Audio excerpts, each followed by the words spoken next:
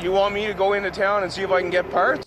It's the deadliest year for U.S. troops in Afghanistan since the U.S.-led war started in 2001.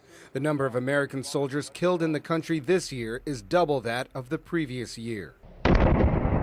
Improvised explosive devices, or IEDs, litter the Afghanistan terrain. Their effects are devastating, claiming the majority of U.S. troops' lives.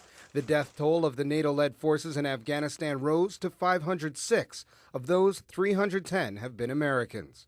Also, UN figures show that until November, 2,038 Afghan civilians were killed, 468 of whom by allied NATO military operations. People forget Obama's already doubled the number of troops. To hear this debate, you would think he hadn't done anything yet. He's doubled the number of troops. The number of combat battalions has gone from 14 to 42, so we put more troops in. The U.S. Defense Department said on its website that as of December 24, 2009, 933 troops died worldwide from war in Afghanistan. The number of U.S. troop deaths has been on the rise since 2001, when just 12 U.S. soldiers and Marines were killed. A majority of the casualties occurred in southern Afghanistan, in Helmand province.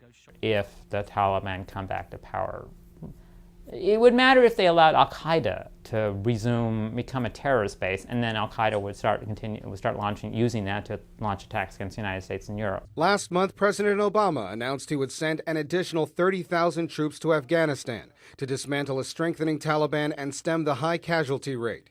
U.S. troops have intensified the battles against Taliban militants by launching major offensives into the Taliban heartland of Helmand and Kandahar provinces, where the casualties were the heaviest across the conflict-ridden country.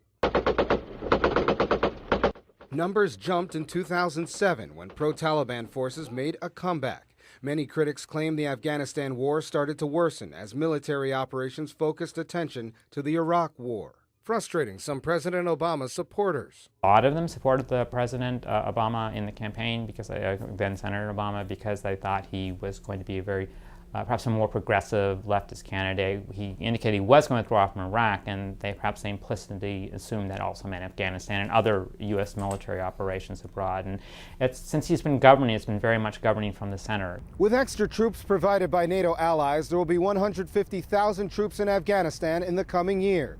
The surge in troops will fight anti-government militants, and casualties are expected to rise. Colin Campbell, the White House.